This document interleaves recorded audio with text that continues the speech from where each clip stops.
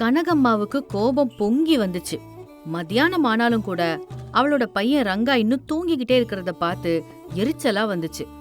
மருமக ராணி சமையல் வேலையில மூழ்கி இருந்தா. அப்ப அவகிட்ட போய், எம்மா ராணி, உன் புருஷன் அப்படி பண்ணி மாதிரி தூங்கிக்கிட்டு இருந்தாலும் நீ ஒரு வார்த்தை கூட கேட்க மாட்டியா? உனக்கு எதுவுமே தோணவே இல்லையா? அவன் உன் புருஷன் தானே. அவன் எந்திரிக்கலன்னா அவனை எழுப்பணும், எழுப்பி கண்டிக்கணும்னு உனக்கு தோணவே தோணாதா? என்ன சொல்ல சொல்றீங்க அத்த? நான் இந்த வீட்லயே பிறந்து வளர்ந்தவளா என்ன? நடுவுல வந்தவ தானே. நான் ஏதாவது சொன்னாலே நீங்க எதிர்த்து நிப்பீங்க. எனக்கு புருஷன்னா அவர் உங்களுக்கு புள்ள தானே. உங்க புள்ளைய பத்தி நான் ஏதாவது ஒரு வார்த்தை சொன்னாலே நீங்க சகிக்க மாட்டீங்க. நான் இந்த வீட்ல வெறுமன ஒரு சாதாரண பொருள் மட்டும் தானே. அட என்னடி இது, இப்படி பெரிய பெரிய வார்த்தையெல்லாம் பேசிட்டு இருக்க? நாளைக்கோ நாளை மறுநாளோ நான் செத்து போயிட்டா இந்த வீட்டை எல்லாம் யாரு கவனிச்சுக்கிறது? நீதானே. நீ இப்படி பேசுனா எப்படி? நான் உன்னை ஏதாவது கஷ்டப்படுத்தி இருக்கேனா? இல்லைன்னா என்னோட வார்த்தைகள் ஏதாவது உன்னை ரொம்ப கஷ்டப்படுத்தி இருக்கா? சொல்லுமா. அதெல்லாம் எதுவும் இல்ல அத்த. ஆனா அவருக்கு ரொம்ப நாளாவே குடிப்பழக்கம் இருக்குங்கிறது இப்பதான் எனக்கே தெரிஞ்சுது. ஆனா நீங்க அவரை பெத்த அம்மா தானே, உங்களுக்கு ரொம்ப நாளைக்கு முன்னாடியே தெரிஞ்சிருக்கும்ல. ஆனா அதையெல்லாம் ஏன் என்கிட்ட சொல்லல? ஏன் மறைச்சிங்க? பாருமா, 1000 பொய் சொல்லியாவது ஒரு கல்யாணத்தை பண்ணலான்னு பெரியவங்க சொல்லியிருக்காங்க. அவன் வாழ்க்கையில ஒரு நல்ல பொண்ணு வந்தா அவன் இந்த குடிய விட்டுடுவான்னு நினைச்சேன். அவன் மாறிடுவான்னு நினைச்சேன். கல்யாணத்துக்கு அப்புறம் நீயே அதை மெதுவா தெரிஞ்சுக்கிட்டு அவனை அந்த குடிப்பழக்கத்துல இருந்து எப்படியாவது மாத்தி நல்ல வழிக்கு கொண்டு வருவேன்னு நினைச்சேன். நீங்க 1000 நினைக்கலாம் அத்த. ஆனா கஷ்டம் அனுபவிக்கிறது என்னவோ நான் தானே. அவங்களுக்கு வந்தாதான் தெரியும் அந்த வலியும் வேதனையும். ராணி கண்ணீர் விட்டு அழுதா. ராணி சொன்னதை கேட்டு கனகம்மாவுக்கு கூட கஷ்டமா இருந்துச்சு. 2 பேரும் மௌனமா இருந்தாங்க.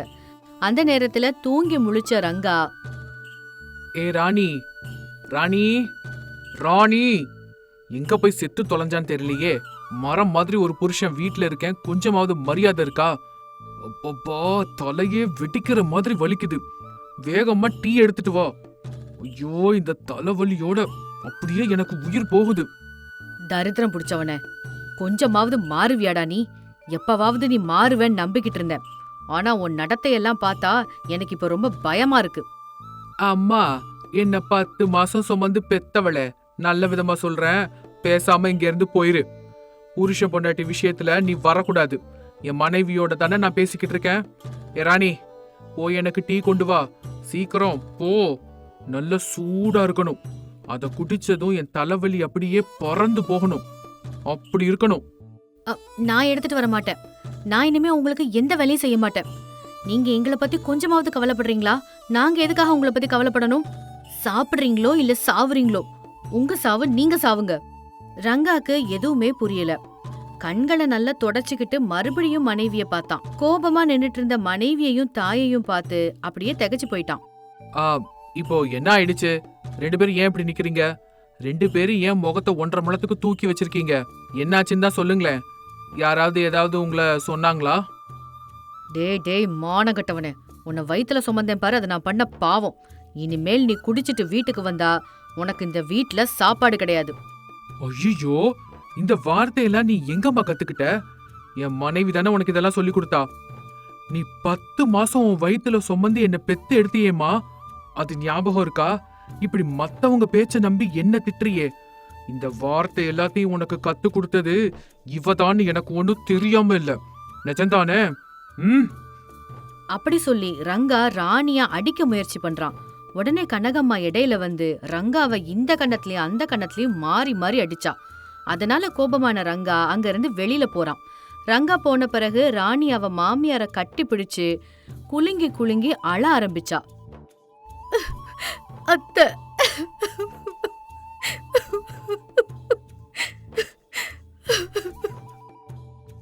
கவலைப்படாதம்மா, கவலைப்படாத.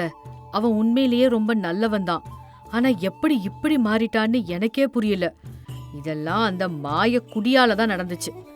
அவ எப்போ இந்த குடிக்கிறத நிறுத்துறானோ அப்பவே அவன் ரொம்ப நல்லபடியா மாறிடுவாங்கிற நம்பிக்கை இருக்குமா. கனகம்மா தன்னோட மருமகள் ராணிக்கு ஆறுதல் சொன்னான். வீட்டை விட்டு வெளியே வந்த ரங்கா நேர கள்ளு கடைக்கு போய் குடிக்கலான்னு முடிவு பண்றான். அப்படி வேகமா அங்க போய்கிட்டு இருக்கும்போது எதிரில ஒரு மாடு வந்து கொம்பால குத்தி அவனை கீழே தள்ளுது. அதனால ரங்காவோட இடுப்பு எலும்பு முறிஞ்சு போகுது.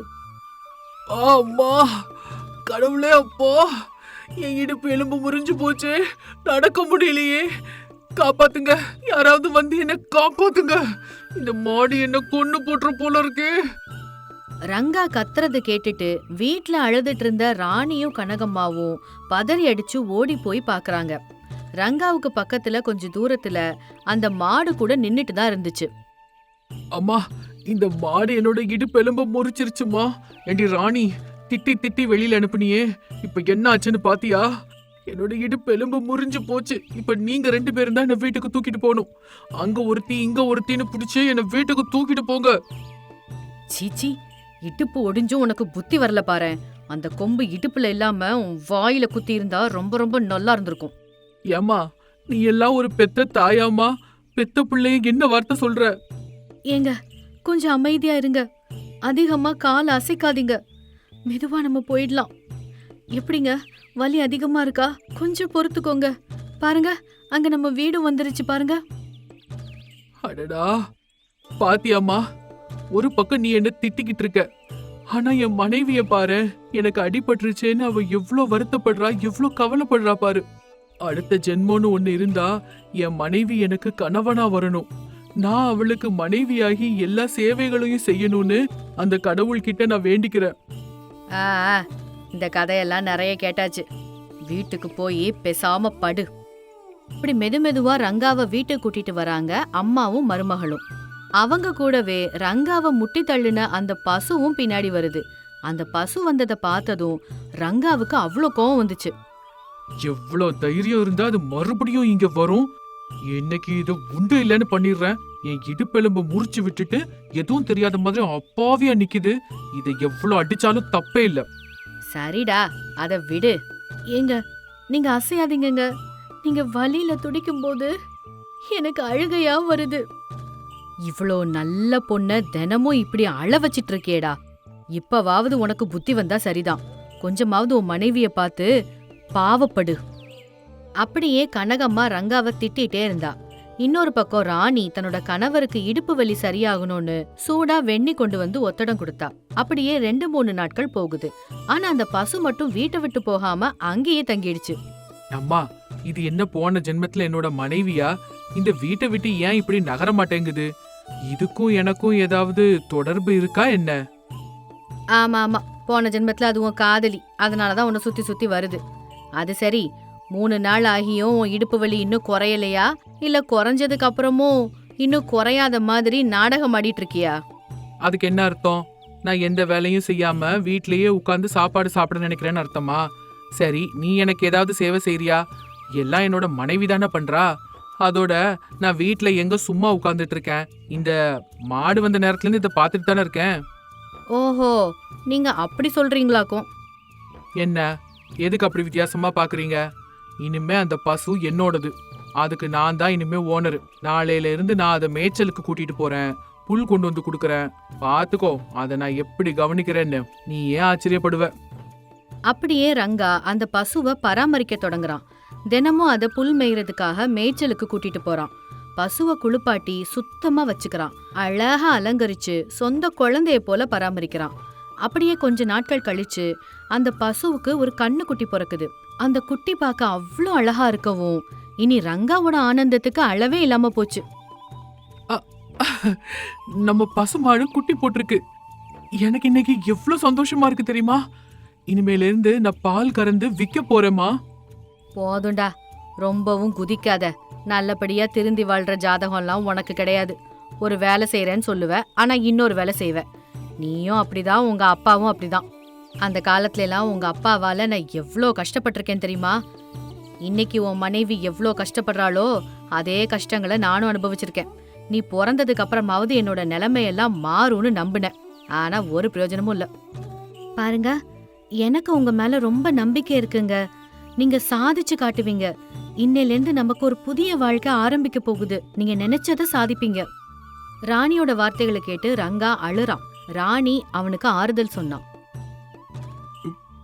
ராணி, இது வரைக்கும் நான் எப்பவுமே அழுததே கிடையாது.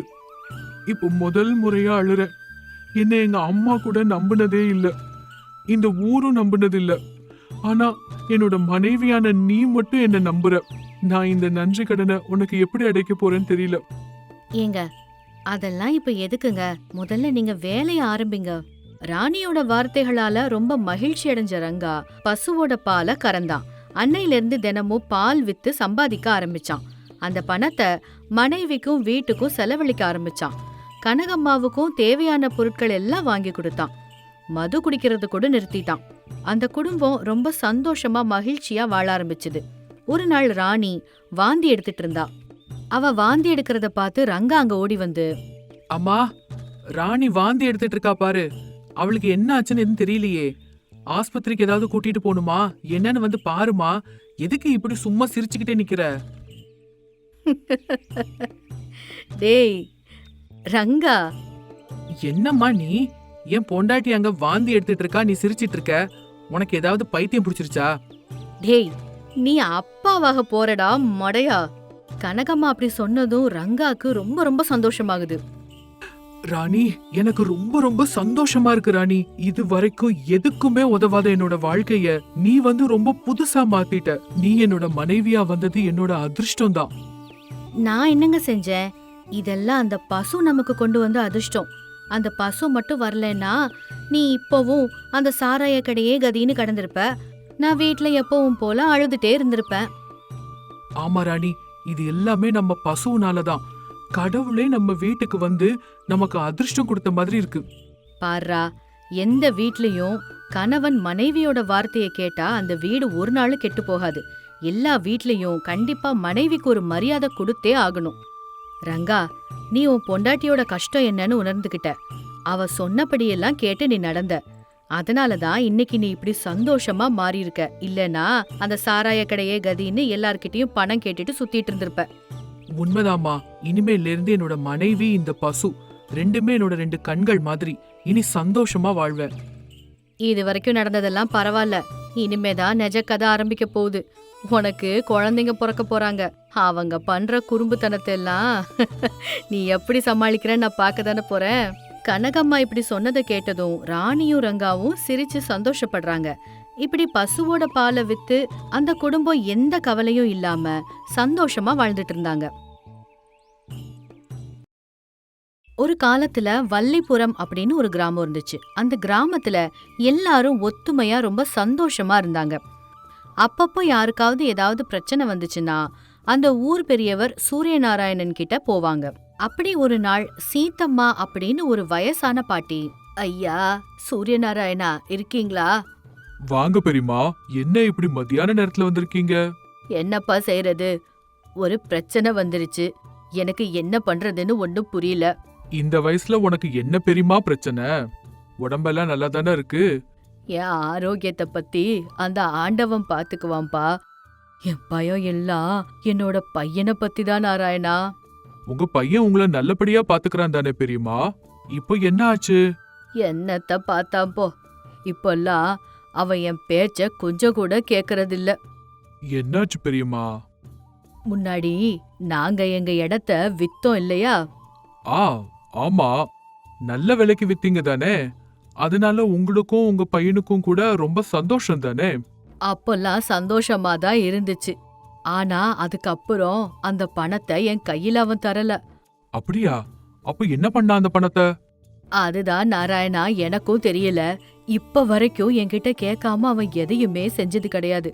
ஆனா இவ்ளோ பணம் கைக்கு வந்ததுக்கு அப்புறமா குறைஞ்சபட்சம் என்னைய பார்க்க கூட மாட்டேங்கிறான்பா. சரி, நீ கவலைப்படாத பெரியமா. அவனை கூப்பிட்டு நான் பேசுறேன். அதான் நாராயணா, குறைஞ்சது நீயாவது அவனை கூப்பிட்டு பேசுவியான்னு உன்கிட்ட வந்தேன்பா. சரி பெரியம்மா, நாளைக்கு உன் மகன்கிட்ட சொல்லி அவனை என்ன வந்து பார்க்க சொல்லு. சரிப்பா நாராயணா அப்படின்னு சொல்லி சீதம்மா அங்க இருந்து போயிட்டாங்க. அடுத்த நாள் காலையில சீதம்மாவோட பையன் வெங்கையா நாராயணனை பாக்குறதுக்கு வந்தான். மாமா, என்ன வர சொன்னீங்களாமே? ஆமாடா வெங்கையா, உன்கிட்ட கொஞ்சம் பேசணும். எதை பத்தி மாமா? முன்னாடி இடம் வித்த அந்த பணத்தை உங்க அம்மா கையில நீ குடுக்கலையாமே? ஆமா மாமா, நான் குடுக்கல. அப்போ அந்த பணத்தை என்னடா பண்ண? மாமா, அது அந்த பணத்துல என்னோட பழைய வீட்டை நான் சரி பண்ணிட்டு இருக்கேன். அதனாலதான் நான் அந்த பணத்தை கொடுக்கல. அப்படியா? நல்ல விஷயம் தானேடா. அப்ப இந்த விஷயத்த பத்தி உங்க அம்மா கிட்ட நீ ஏன் சொல்லல? வீட்டு வேலை எல்லாம் முடிஞ்சதுக்கு அப்புறமா ஒரேடியா அம்மாவை கூட்டிட்டு போய் காட்டலான்னு நினைச்சேன் மாமா. ஐயோ, இப்ப பாரு, உங்க அம்மா அந்த பணத்தை நினைச்சும் உன்னை நினைச்சும் கவலைப்பட்டுட்டு இருக்காங்க. அப்படியா? அப்போ அம்மா என் மேல சந்தேகப்படுறாங்களா? அது சந்தேகம் இல்லடா. இவ்ளோ பணம் உன் கைக்கு வந்ததும் எங்க உன்னோட நடத்தை மாறி போயிடுமோ அப்படின்னு ஒரு சின்ன பயம். சரி மாமா, அப்ப நான் வீட்டுக்கு போய் இந்த விஷயத்த எல்லாத்தையும் அம்மாட்ட சொல்லிடுறேன். அதான் நல்லது. போயிட்டு வா வெங்கையா அப்படின்னு சொன்னதும் வெங்கையா அங்க இருந்து கிளம்பி போய் நேரா வீட்டுக்கு போய் அவங்க அம்மா கிட்ட எல்லா விஷயத்தையும் சொன்னான். அடுத்த நாள் காலையில சீதம்மா நாராயணனை பாக்குறதுக்கு வந்தாங்க. நாராயணா, இருக்கியாப்பா? வா பெரியம்மா, உனக்காக தான் காத்துட்டு இருக்கேன். உனக்கு கோடி நமஸ்காரங்கள்ப்பா. நீ மட்டும் என் பையனை கூப்பிட்டு பேசியிருக்கலன்னா அவன் என்ன பண்ணிட்டு இருக்கான்னு எனக்கு தெரிஞ்சிருக்காது. அனாவசியமா என் பையனை பத்தி நானே சந்தேகப்பட்டுட்டேன். சில சமயங்கள்ல இப்படிதான் ஆகும் பெரியம்மா. கொஞ்சம் பொறுமையா இருந்திருந்தா காலமே எல்லாத்துக்கும் பதில் சொல்லி இருக்கும். அவசரப்பட்டா நிரந்தரமா சொந்தங்கள் நம்மளை விட்டு பிரிஞ்சு போறதுக்கான வாய்ப்பும் இருக்கும். ஆமா நாராயணா, என்னை விட வயசுல எவ்வளோ சின்னவனா இருந்தாலும் இவ்ளோ தெளிவா யோசிக்கிறியே நீ. அதனாலதான் ஊர்ல இருக்கிற எல்லாரும் உன்னை புத்திசாலின்னு மெச்சிக்கிறாங்க. அதெல்லாம் ஒண்ணும் இல்ல பெரியம்மா. எனக்கு என்ன தோணுதோ அத நான் சொல்றேன். அது கூட நம்ம ஊர்க்காரங்களுக்காக மட்டும்தான். நீ எப்பவும் இத மாதிரி சந்தோஷமா இருக்கணும். சரிப்பா, நான் போயிட்டு வரேன். சரி பெரியம்மா, ஜாகிரதையா போயிட்டு வா. அப்படி சொல்லி சீத்தம்மா அங்கிருந்து போயிட்டாங்க. அப்படி ஊர் மக்கள் எல்லாரும் அப்பப்போ நாராயணன் கிட்ட வந்து அவர் சொல்ற ஆலோசனைகளை கேட்டு சந்தோஷமா இருந்தாங்க. அப்படி ஒரு நாள் அவரோட வீட்டுக்கு ராமு ராகவா அப்படின்னு 2 அண்ணன் தம்பிங்க வந்தாங்க. நாராயண மாமா, நாராயண மாமா, என்னடா இவ்ளோ காலையிலேயே 2 பேரும் இங்க வந்திருக்கீங்க? எங்க 2 பேருக்குள்ளயும் பெரிய சண்டை வந்துருச்சு மாமா. நீங்க தான் அதுக்கு சரியான தீர்ப்பு சொல்லணும். உங்க 2 பேருக்கும் என்னடா பிரச்சனை? முந்தின நாள் வரைக்கும் நீங்க 2 பேரும் நல்லா தானே இருந்தீங்க. நான் இப்பவும் அதே மாதிரி நல்லா தான் இருக்கேன். நானும் அதே தான் நியாயமாவும் ரொம்ப நல்லாவும் தான் இருக்கேன். அப்புறம் என்னடா பிரச்சனை? 2 பேரும் ஏதோ சண்டைன்னு சொல்றீங்க. உங்களுக்கு எங்க அப்பாவை பத்தி தெரியும் தானே மாமா? அந்த பெரியவரை பத்தி தெரியாதவங்க உண்டாடா? இவ்ளோ நல்ல மனுஷர் தெரியுமா? ஆனா ஆனா நல்ல மனுஷங்களை தான் கடவுள் சீக்கிரம் கூப்பிட்டுக்குவார்னு சொல்லுவாங்க. அதனாலதான் உங்க அப்பாவை கூட கடவுள் சீக்கிரமா கூப்பிட்டுக்கிட்டாரோ என்னவோ. இப்ப அவரை பத்தி நினைச்சா கூட மனசு கலங்கி போகுதுடா. அப்படிப்பட்ட பெரிய மகான்ரா உங்க அப்பா. ஆமா மாமா, அவருக்கு பிள்ளைங்களா பிறந்தது எங்களோட அதிர்ஷ்டம் தான். ஆமாப்பா, உங்க 2 பேருக்கும் எந்த கஷ்டமும் வராதபடி சொத்து சுகங்கள் எல்லாத்தையும் சேர்த்து வச்சுட்டு போயிட்டாரு. ரொம்ப நல்லவர்ப்பா உங்க அப்பா. அப்படிப்பட்டவரோட மகனா பிறந்துட்டு உங்களுக்குள்ள என்னடா சண்டை? அது எதுவும் இல்ல மாமா. எங்க அப்பா எங்க 2 பேர் பேர்லயும் நிலத்தை எழுதி வச்ச விஷயம் உங்களுக்கு தெரியும் தானே? தெரியும்டா. இப்ப அதுக்கு என்ன? அந்த இடத்த நாங்க 2 பேரும் பங்கு போட்டுக்கலாம்னு நினைக்கிறோம்.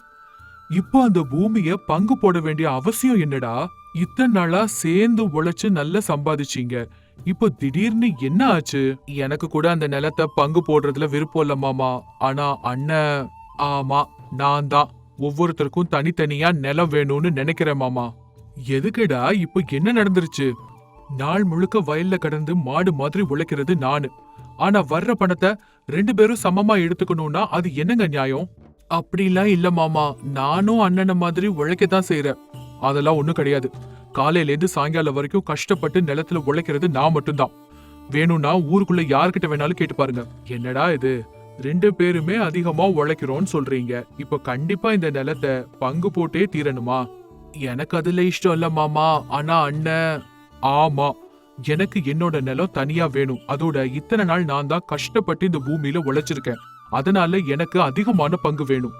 இதுக்கு நான் ஒத்துக்க மாட்டேன் மாமா. பூமிய பங்கு போடாம இருந்தா கூட எனக்கு நஷ்டம் எதுவும் இல்ல. ஆனா இந்த கூட குறைய பங்கு பிரிக்கிறதுக்கு நான் கண்டிப்பா ஒத்துக்க மாட்டேன். அதுவும் நியாயம் தானே. இருக்கிற பூமிய ஒருத்தனுக்கு கூட ஒருத்தனுக்கு குறையன்னு கொடுக்கறது நியாயம் இல்லையே. ஆனா இத்தனை நாள் இந்த நிலத்துல கஷ்டப்பட்டு உழைச்சது நான் மட்டும்தான் மாமா. அதனால கண்டிப்பா எனக்கு அதிகமான பங்கு வேணும். நான் கூட தான் அண்ணன் மாதிரி இந்த நிலத்துல ரொம்ப கஷ்டப்பட்டு உழைச்சேன். அண்ணன் தம்பிங்க 2 பேரோட வாதத்தை கேட்டதுக்கு அப்புறம் அவருக்கு என்ன பண்றதுன்னே புரியாம அமைதி ஆயிட்டாரு. அப்புறமா யோசிச்சு ஒரு முடிவுக்கு வந்து அவங்க 2 பேர்கிட்டயும் இப்படி சொன்னாரு. சரிடா, 2 பேருமே அதிகமா உழைக்கிறேன்னு சொல்றீங்க. அதனால உங்க 2 பேருக்கு நான் ஒரு பரீட்சை வைக்கிறேன். அதுல யாரு ஜெயிக்கிறாங்களோ அவங்களுக்கு தான் அதிகமான பங்கு. சரிதானே? சரி மாமா, உங்க இஷ்டம். நான் கூட தயார்தான் மாமா. நான் உங்க நிலத்துக்கு நடுவுல ஒரு செடி நட்டு வைப்பேன். உங்க 2 பேர்ல யாராவது ஒருத்தர் அதுக்கு தண்ணி ஊத்தணும், இன்னொருத்தர் அதை பாதுகாத்து வளர்க்கணும். சரியா 1 வருஷம் கழிச்சு அந்த செடி எவ்வளவு பெருசா இருக்குங்கிறத பொறுத்து உங்க 2 பேருக்கு எவ்வளவு பங்கு பிரிக்கிறது அப்படிங்கறத நான் முடிவு பண்ணுவேன். சரி மாமா. சரி மாமா.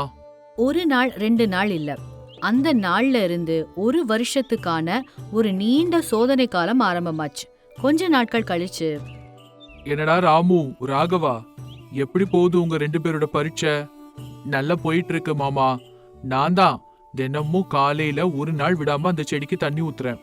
நான் தான் அந்த செடியை சுத்தி இருக்கிற கிளைகள் எல்லாத்தையும் புடுங்கி அதை ஆடு திங்காம பாதுகாத்து வரேன். சரிடா, ஜாகிரதை, நல்லபடியா பாத்துக்கோங்க. சரி மாமா. சரிங்க மாமா. அன்னையில இருந்து 2 பேருமே அவங்களோட வேலையில கொஞ்சம் கூட சோம்பலாகாம அவங்க வேலையில மூழ்கி போயிட்டாங்க. இன்னும் கொஞ்ச நாட்கள் கழிச்சு அந்த செடி ஒரு பெரிய மரமா வளர்ந்து பூவும் இலைகளுமா அழகா இருந்துச்சு. ஊர் மக்கள் எல்லாரும் அந்த மரத்துக்கு கீழே படுத்து ஓய்வெடுக்க ஆரம்பிச்சாங்க. சரியா 1 வருஷம் கழிச்சு நாராயணன் அங்க வந்தாரு. ராமு, ராகவா, இந்த செடிய ரொம்ப பெரிய மரமா வளர்த்துட்டீங்கடா. சரி, இப்ப எங்களுக்கு யாருக்கு எவ்வளவு பங்கு கொடுக்கணும்னு நீங்க முடிவு பண்ணிட்டீங்களா மாமா? ஆமா ஆமா, எங்க நிலத்தை பங்கிடுறத பத்தி நீங்க சரியான முடிவு எடுத்திருப்பீங்கன்னு நம்புறேன். நீங்க 2 பேரும் சேர்ந்து உழைச்சதால இந்த மரம் இவ்வளவு பெருசா வளர்ந்திருக்கு. உங்கள யாராவது ஒருத்தர் மட்டும் உழைச்சிருந்தா இந்த மரம் இவ்ளோ அழகா வளர்ந்திருக்குமா? நீங்களே சொல்லுங்க. ஆமா மாமா. சரிதான் மாமா. செடிக்கு தண்ணி ஊத்துறது ரொம்ப முக்கியம். அதே போல அந்த செடிய ஆடுங்க எதுவும் தின்னாம காப்பாத்துறதும் முக்கியம். அதனாலதான் இந்த மரம் இன்னைக்கு இவ்ளோ பெருசா அழகா வளர்ந்திருக்கு. ஆமா மாமா. இப்போ உங்க 2 பேர்ல இதுல யாரு அதிகமா இங்க உழைச்சது? 2 பேருமே கஷ்டப்பட்டு உழைச்சிருக்கோம் மாமா. ஆமா மாமா, நாங்க 2 பேருமே இதுல கஷ்டப்பட்டு உழைச்சோம் தான். இந்த மரத்தை எப்படி 2 பேரும் சேர்ந்து ஒத்துமையா வளர்த்தீங்களோ அது மாதிரி மத்த வேலைகளிலும் நீங்க 2 பேரும் ஒத்துமையா உழைச்சீங்கன்னா முன்னேற்றங்கிறது சீக்கிரமா வரும். ஒரு குடும்பத்துல உழைப்பு, அறிவு 2மே இருந்தாதான் அந்த குடும்பம் முன்னேறி போகும். அதனால உங்க 2 பேருக்கும் சமமான பங்கு தான் தரணும். ராமு, ராகவா 2 பேருமே நாராயணன் சொன்ன தீர்ப்பை கேட்டு அமைதியா நின்னுட்டு இருந்தாங்க. எங்களுக்கு எந்த பங்கும் பிரிக்க வேண்டாம் மாமா. தம்பி அப்பவே வேண்டாம் தான் சொன்னான். நான் தான் பிடிவாதமா பிரிக்கணும்னு சொன்னேன். அப்ப என்ன செய்யணும்னு சொல்ற? நாங்க 2 பேரும் அண்ணன் தம்பிங்கிறதையே மறந்துட்டு இந்த நிலத்துக்காக சண்டை போட ஆரம்பிச்சோம். உங்களோட தீர்ப்பால தான் இப்ப எங்களோட பந்தமும் வலுவாயிருக்கு. ஆமா மாமா. அதனாலதான் மாமா, எங்களுக்கு பங்கு எதுவும் பிரிக்க வேண்டாம். நாங்க எப்பவும் போல பழையபடி ஒன்னா சேர்ந்தே விவசாயம் பண்றோம். நல்லதுடா, எனக்கு ரொம்ப ரொம்ப சந்தோஷமா இருக்கு. இப்போ உங்க அப்பா கூட ரொம்ப ரொம்ப சந்தோஷப்படுவாரு. இந்த உதவிய நாங்க எப்பவுமே மறக்க மாட்டோம் மாமா. நீங்க சொன்ன மாதிரியே இனிமே நடந்து காட்டுவோம் மாமா. நாங்க உங்களுக்கு ரொம்ப ரொம்ப கடமைப்பட்டிருக்கோம். ரொம்ப சந்தோஷம்டா. குடும்ப உறவுகளை நிலைநாட்டுறது சட்டத்தோட வேலை இல்ல, பரஸ்பர உதவியில அது நடக்கும். இதை எப்பவும் நினைவுல வச்சுக்கிட்டீங்கன்னா யாருக்குள்ளயும் எப்பவும் எந்த பிரிவும் வராது. சரி மாமா. சரிங்க மாமா. அந்த நாள்ல இருந்து 2 பேரும் ஒத்துமையா சேர்ந்து அவங்களோட நிலத்துல விவசாயம் பண்ணினாங்க. அது மட்டும் இல்ல, அந்த நாள்ல இருந்து வள்ளிபுரத்துல இந்த தீர்ப்பு நியாயத்துக்கு மட்டும் இல்ல, ஒத்துழைப்புக்கும் அன்புக்கும் அடையாளமா நிலைச்சு நின்னுச்சு.